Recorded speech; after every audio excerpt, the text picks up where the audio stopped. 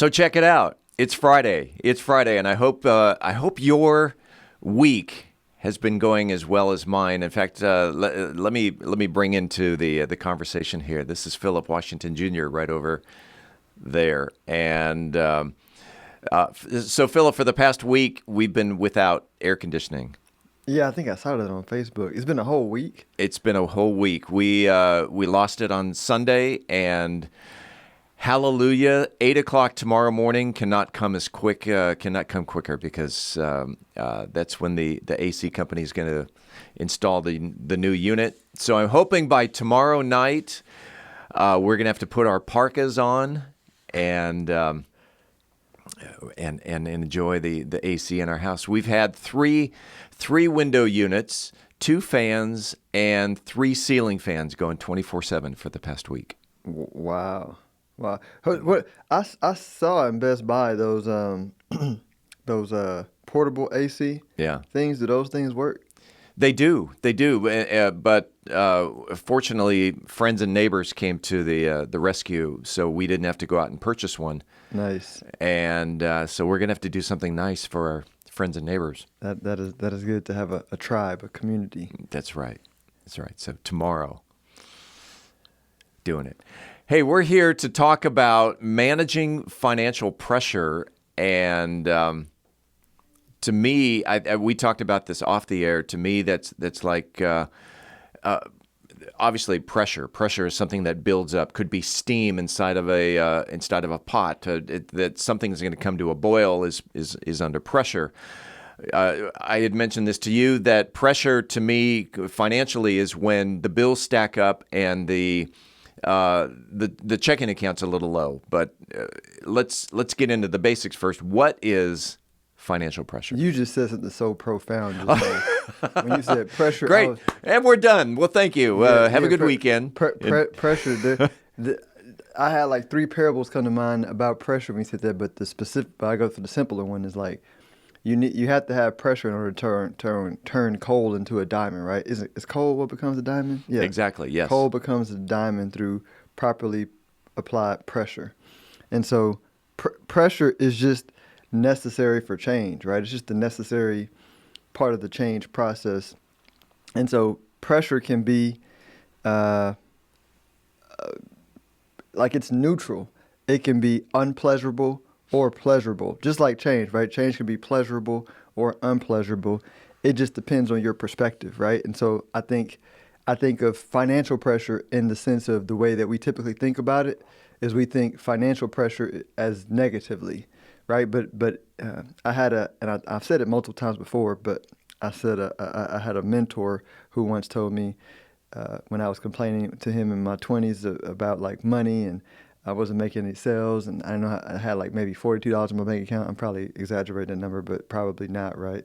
But I didn't have much money, and I said, "Man, I'm poor," and he went, "Well, poor is a mindset, but so I wouldn't say poor. I might say broke, right? Broke is temporary, but he said as you expand your balance sheet, you're gonna always have periods of being broke, right? So I might translate that now into periods of like financial pressure where you have these desires that you're focused on and your current resources are not in line with the desire, right? And so maybe you make an investment into something and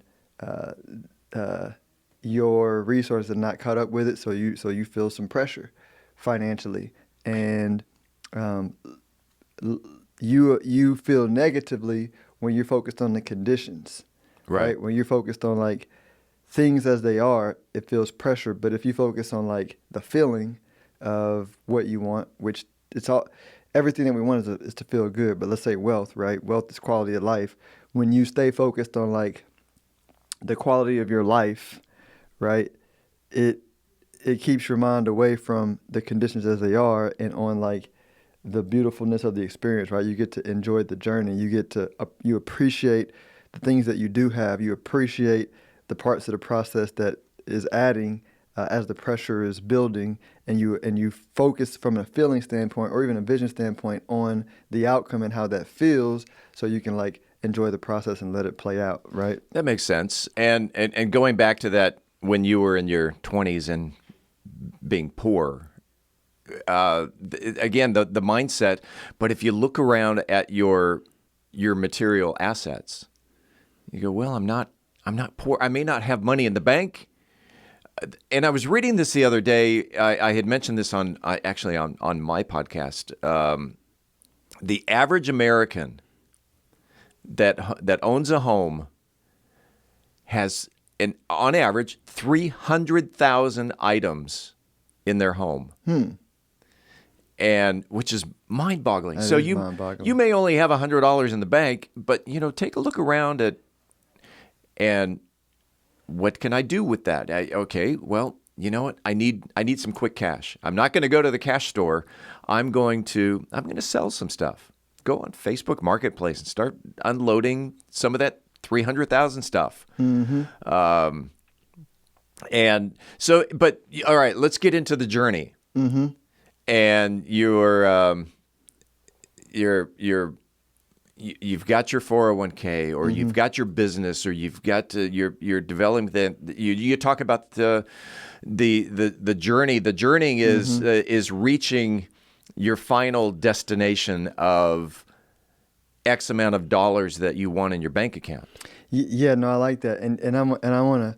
So the journey for me is the reward, right? Yeah. The journey is like the learning process, right? Or, the journey is the experience, and typically, and I'm just as guilty as this is most, right? When we get out of balance, we look at the end result, the desire expressed as the reward. But really, the journey is the reward, because the journey is where all the good feeling parts of the process are coming together to create the desire, right? So if you think about it as like it's like a puzzle, like you have the puzzle as the end result, right?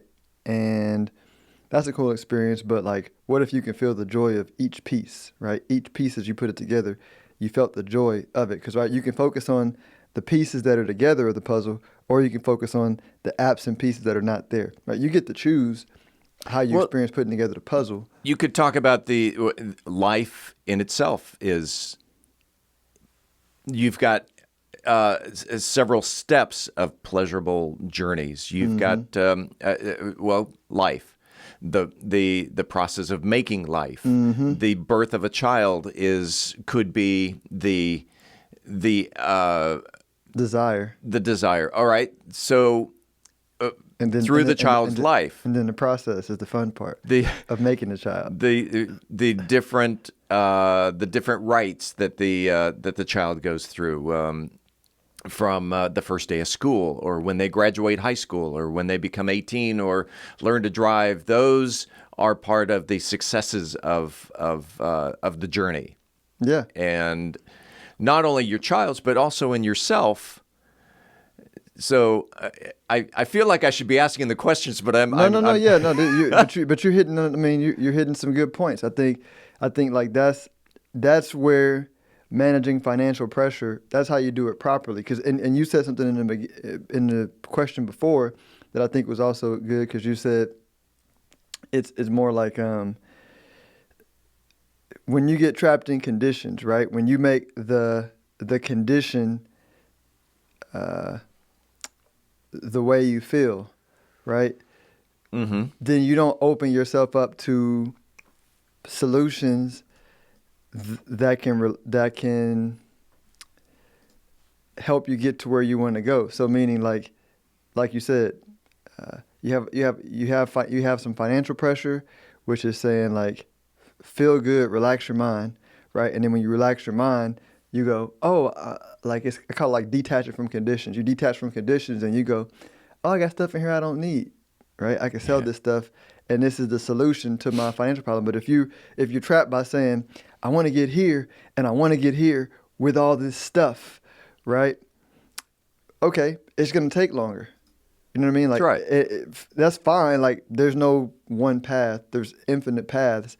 But, right, if you can just, if you free your feelings from the condition and you feel good, and then you detach and you go, I don't really need this stuff anyway, then you can find a lot of solutions. A lot of people are stuck longer in the learning process than what they have to because of their resistance.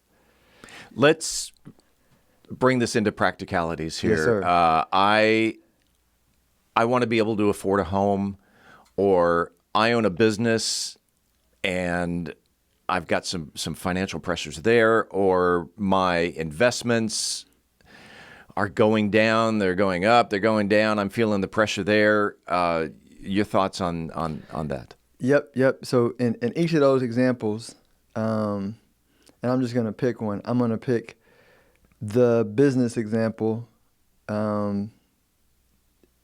Whatever you focus on is the way you're going to feel, and the way you're going to feel is going to close your mind or open your mind, right? Negative emotion closes your mind. Yeah. Positive emotion opens your mind. And if you think about it that way, think of a mind.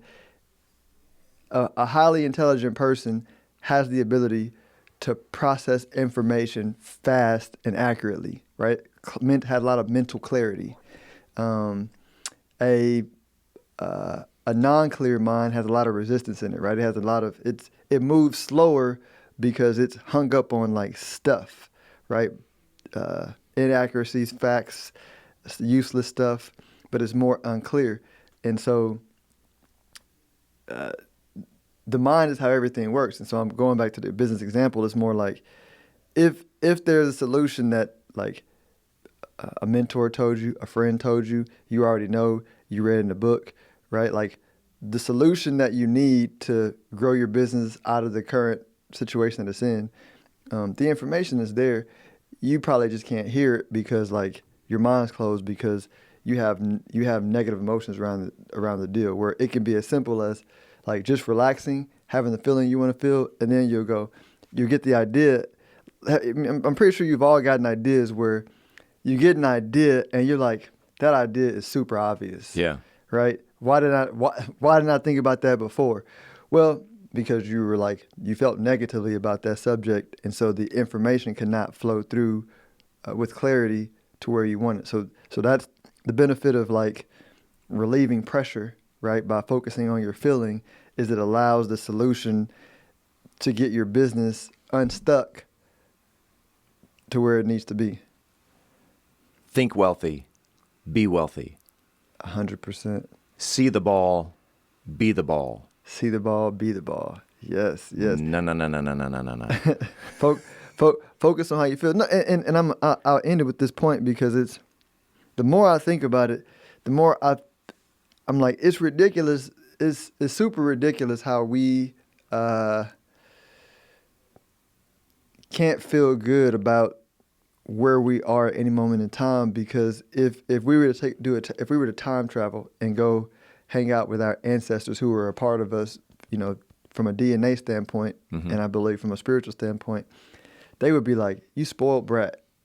You know what I mean? Like, look at where you live, like the life you live. I couldn't even imagine. You know what I mean? Like, the further back you go, the less they can imagine experiencing what we get to experience and what we get to enjoy, like today in this moment in time. Right? It's just a matter of perspective. Yeah. And so, the journey is like the beautiful learning process. And so, just focus on appreciating every aspect of, or the positive aspects of where you are. Right. And from that state, you open your mind to like how to get to the next steps. That's called intuition, I guess. It is called intuition. That's where intuition flows. That's how intuition flows. There you go. Folks, if you want more information, you got to listen. Go ahead and any podcast platform.